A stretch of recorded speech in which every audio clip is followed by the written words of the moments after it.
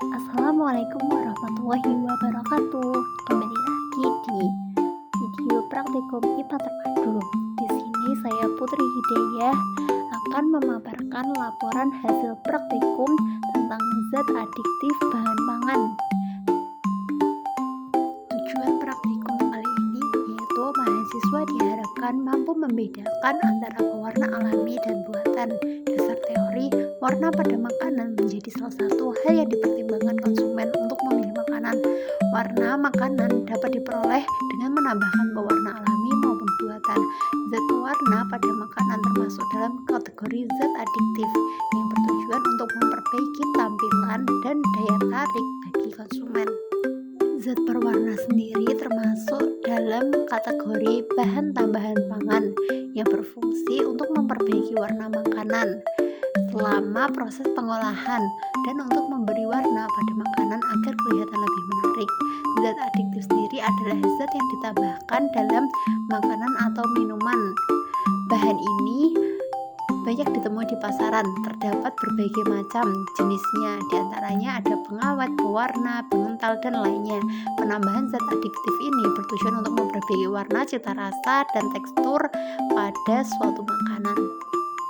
Zat adiktif memiliki dua macam, yaitu zat adiktif sintetik dan zat adiktif alami atau yang berasal dari tanaman dan hewan yang tidak mengalami proses industri dan tidak ditambahkan dengan bahan-bahan kimia. Sedangkan zat adiktif sintetik merupakan zat adiktif yang diproduksi oleh industri modern dan menggunakan berbagai macam bahan-bahan kimia. Dan berikut ini jenis-jenis zat pewarna alami. Yang pertama itu klorofil, zat yang berwarna hijau dan biasa dijumpai di daun pada tanaman. Kedua ada mioglobin atau hemoglobin yang terdapat pada sel darah merah atau pada daging.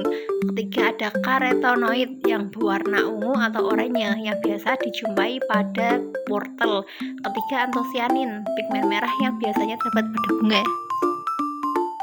Penambahan pewarna alami yang berasal dari bahan alam cenderung tidak menimbulkan efek samping bagi kesehatan. Penggunaan pewarna ini sudah diatur dalam undang-undang.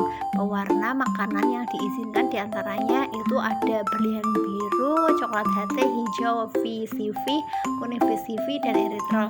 Kelebihan pewarna buatan dibanding pewarna alami adalah dapat menghasilkan warna yang lebih kuat dan stabil meski jumlah pewarna yang digunakan hanya sedikit. Warna yang dihasilkan dari pewarna sintetik ini akan tetap cerah meskipun telah dipanaskan. Dari kelebihan itu, banyak masyarakat yang cenderung menggunakan pewarna buatan. Hal tersebut menyebabkan semakin banyaknya pewarna buatan yang diproduksi dan dijual di pasaran. Karena keunggulan zat tersebut dibandingkan dengan zat pewarna alami. Akan tetapi ternyata tidak semua zat pewarna sintetik benar-benar merupakan zat warna yang ditujukan untuk penggunaan pada makanan.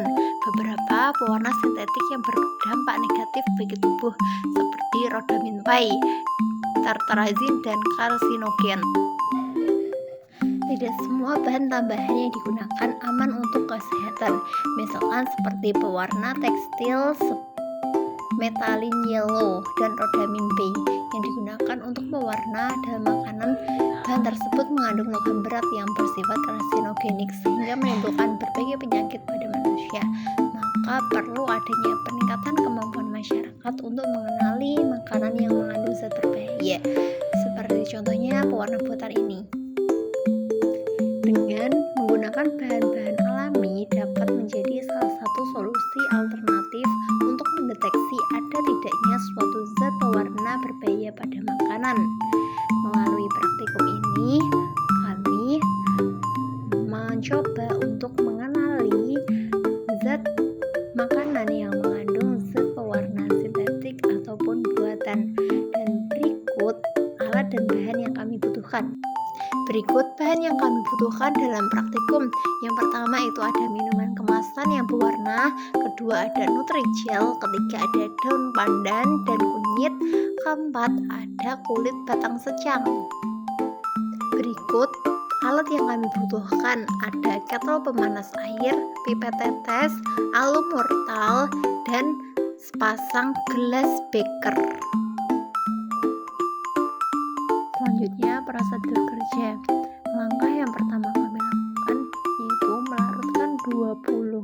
gram deterjen dalam 250 ml air.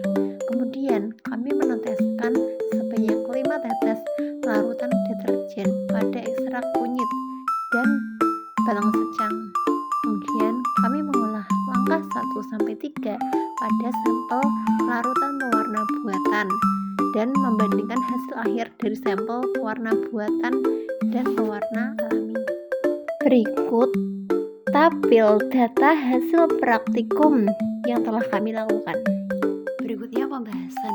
Berdasarkan hasil praktikum pada penambahan larutan basah yang berasal dari deterjen, terjadi perubahan warna pada uji zat pewarna alami, seperti pada sampel larutan ekstrak kunyit yang semula kuning jadi kecoklatan, yang merah jadi ungu gelap, dan hijau jadi hijau gelap. Sedangkan dengan pewarna buatan tidak terjadi perubahan. Hal ini menunjukkan ternyata pada pewarna buatan ketika kami tetesi menggunakan larutan sabun atau larutan basah tidak menunjukkan perubahan warna. Tetapi jika pewarna alami ditetesi dengan larutan sabun akan terjadi perubahan warna menjadi lebih pekat atau keruh. Hal ini terjadi karena larutan sabun yang digunakan adalah larutan basah.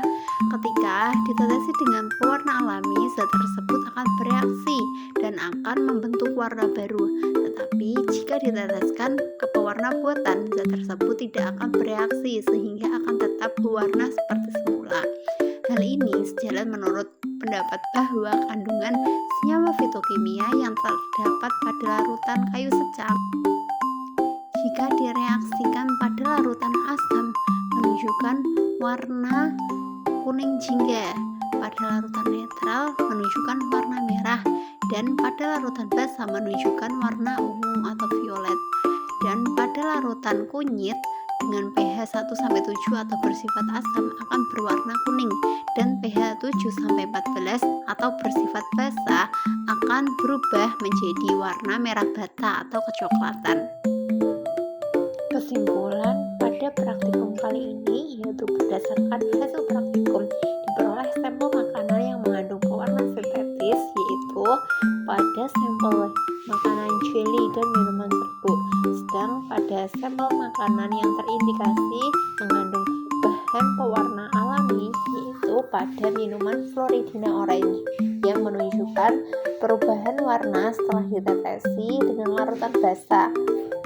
Dan pada zat pewarna alami seperti ekstrak kunyit, ekstrak kayu secang, dan daun pandan terjadi perubahan warna yang jelas.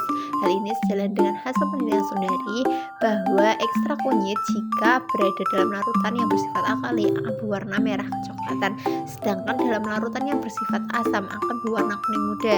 Kurkumin memberikan perubahan warna yang jelas dan cepat, yaitu kurang lebih selama 5 detik.